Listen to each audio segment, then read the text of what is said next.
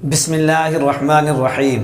محترم سامعین، آج کے اس مختصر ویڈیو کے اندر وضو کے فرائض اور وضو کرنے کا مکمل طریقہ بیان کیا جائے گا، اور وضو کا ثبوت کس سے ہے دلیل بھی پیش کی جائے گی۔ وضو کے درمیان ایک ایسا وظیفہ ہے جس کی فضیلت بے شمار آئی ہے۔ اگر آپ کرائے کے مکان میں رہتے ہیں تو اس وظیفہ کو مسلسل پڑھنے کی وجہ سے آپ کا اپنا ذاتی مکان ہو جائے گا۔ آپ تجارت کرتے ہیں یا کوئی اپنا کاروبار کرتے ہیں تو اس وظیفے کو مسلسل پڑھنے کی وجہ سے اللہ تبارک و تعالی آپ کے کاروبار کے اندر، آپ کی تجارت کے اندر بے شمار خیر و برکت عطا فرمائیں گے۔ ناظرین گرامی، اگر آپ اس چینل کو سبسکرائب نہیں کیے ہیں تو سبسکرائب کر لیں۔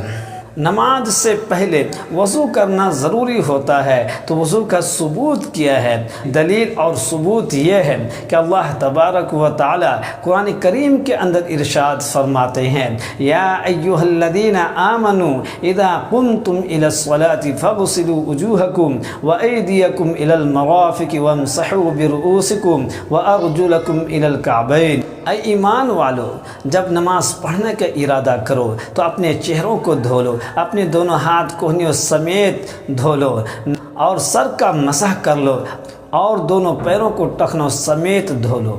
اس آیت سے وضو کی فرضیت ثابت ہوتی ہے۔ اس آیت کے اندر اللہ تبارک و تعالیٰ نے 3 چیزوں کو دھونے کا حکم فرمایا ہے اور سر کا مسح کرنے کا حکم فرمایا ہے، اس لیے وضو کے اندر 4 چیزیں فرض ہیں۔ جب آپ وضو کرنے کا ارادہ کریں تو سب سے پہلے یہ ہے کہ آپ پاک برتن کے اندر پاک اور صاف پانی لے کر کے کسی پاک اور اونچی جگہ پر بیٹھے، قبلہ رخ ہو کر کے بیٹھے، اور اس کے بعد یہ دعا پڑھے، بسم اللہ العلی العظیم والحمد للہ علی دین الاسلام۔ اگر یہ دعا یاد نہیں ہے تو پھر بسم اللہ الرحمن الرحیم پڑھ لے، اور اگر یہ بھی یاد نہیں ہے تو صرف بسم اللہ پڑھ لے، انشاءاللہ آپ کو اس کا بھی ثواب مل جائے گا۔ سب سے پہلے دونوں ہاتھ گٹوں تک 3 مرتبہ دھونا ہے تاکہ اس کے اندر جو نجاست لگی ہے، جو گندگی لگی ہے وہ دور ہو جائے۔ اس کے بعد 3 مرتبہ کلی کریں گے، پھر ناک میں پانی ڈالیں گے۔ وضو کے اندر 4 فرائض ہیں۔ نمبر 1، پورے چہرے کا دھونا ہے، پیشانی کے بالوں سے ٹھوڑی کے نیچے تک، اور ایک کان کی لو سے دوسرے کان کی لو تک، یعنی پورا چہرہ دھونا فرض ہے۔ اگر اس کے درمیان میں کوئی ایسی جگہ سوکھی رہ گئی جہاں پر پانی نہیں پہنچا تو پھر آپ کا وضو نہیں ہوگا۔ اور بہت سے لوگ جب وضو بناتے ہیں تو داڑھی کی جو لکیر ہے اور کان کی جو یہ لو ہے، اس کے درمیان یہ جو جگہ ہے غفلت کی وجہ سے سوکھی رہ جاتی ہے، حالانکہ اس جگہ کا بھی دھونا وضو کے اندر فرض ہے۔ تو جب آپ وضو کریں تو خاص خیال رکھیں کہ یہ جگہ سوکھی نہ رہ جائے۔ نمبر 2، دونوں ہاتھ کوہنیوں سمیت دھوئیں۔ پہلے دائیں ہاتھ کو 3 مرتبہ دھلیں گے، پھر بائیں ہاتھ کو 3 مرتبہ دھلیں گے اور کوہنی سمیت دھلیں گے۔ یہ جو ہے اس کو کوہنی بولتے ہیں اور یہ دھونے کے اندر شامل ہے۔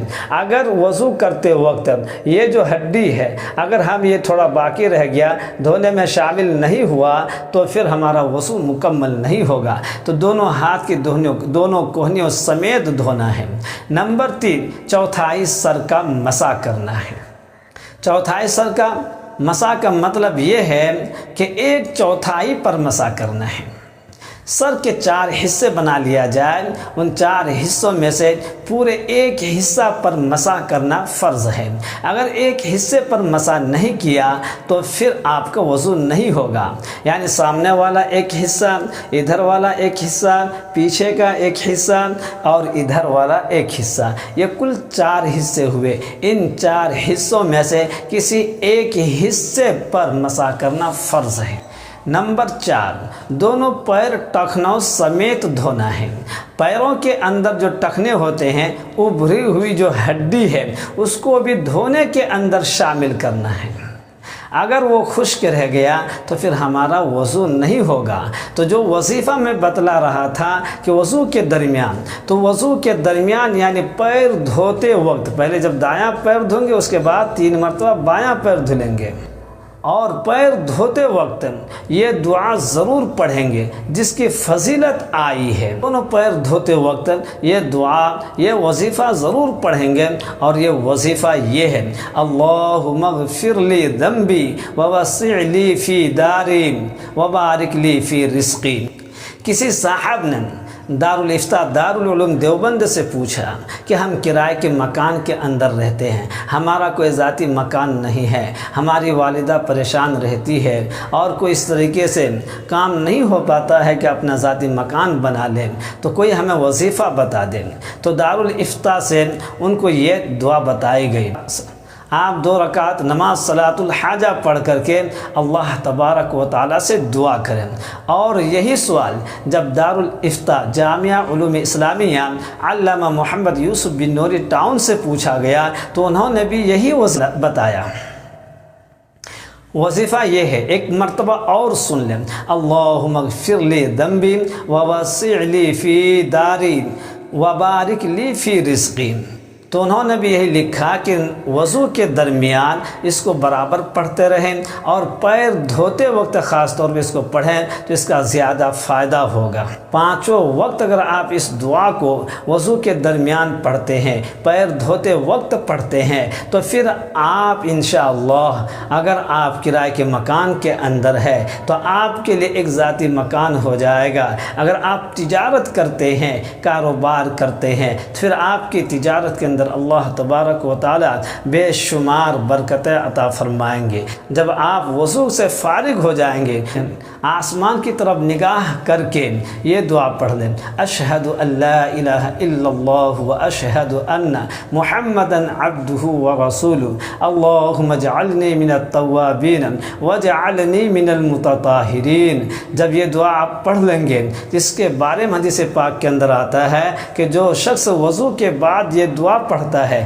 اللہ تبارک و تعالی اس شخص کے لیے جنت کے 8 دروازے کھول دیتے ہیں، جن سے چاہے وہ جنت کے اندر داخل ہو جائے۔